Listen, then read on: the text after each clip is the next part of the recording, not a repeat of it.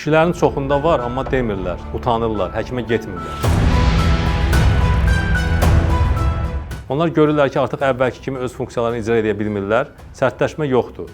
Və yaxud da ki, seks zamanı sərtləşmə ortada qırılır, yəni itir. Məhz bu nöqteyi nəzərdən sərtləşmənin itməsi problemi ciddi bir problemdir və bu problem bizim kişilərin çoxunu narahat edir. Müraciət edən 10 pasiyentdən 5-də 6-sında biz bu problemi müşahidə edirik. 15-20 günə həll olunması problem sonra bir neçə aya həll olunur. Bu deməkdir ki, əgər cinsi funksiyanın icrasında müəyyən problemlər yaranıbsa, sərtləşmə itibsə, yəni ki, əvvəlcə normal olur, sonra itirsə, bunun üstünə düşmək lazımdır. Burada çox zaman problem mikrosirkulyasiyanın pozulmasıdır. Yəni penisə gələn qan axının kifayət qədər olmamasıdır. Bunun da səbəbi çox vaxt keçirilən cinsi infeksiyalar, onların fəsadları, xroniki prostatit, eyni zamanda hormonal pozğunluq ola bilər. Çox vaxt bu kimi halla orta yaş, eləcə də yaşlı nəsil nümayəndələri rastlaşırlar. Əsasən də 50 yaşdan yuxarı bizim kişilərin silik cinsiyyət fəaliyyətinin formalaşması mütləq şəkildə onların gündəlik həyat tərzi, qəbul etdikləri qidalar və eyni zamanda dərman vasitələri ilə əlaqədar olduğuna görə bu kimi insanların arasında korreksiyanı aparmaq və düzgün nəticə çıxarmaq lazımdır ki, onlarda səbəb nədir? Düşünürlər ki, bu öz-özünə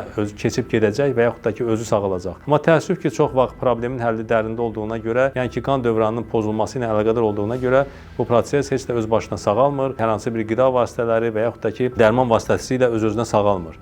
Və bunun üçün düzgün mütəxəssisə müraciət etmək, düzgün müalicə kursu keçmək lazımdır ki, sonda cinsi funksiya bərpa olunsun, həmin şəxslər istədikləri kimi seksi icra edə bilsinlər və eyni zamanda gündəlik vacib həyat vərdişlərdən istifadə etməklə bu problemi həll etsinlər.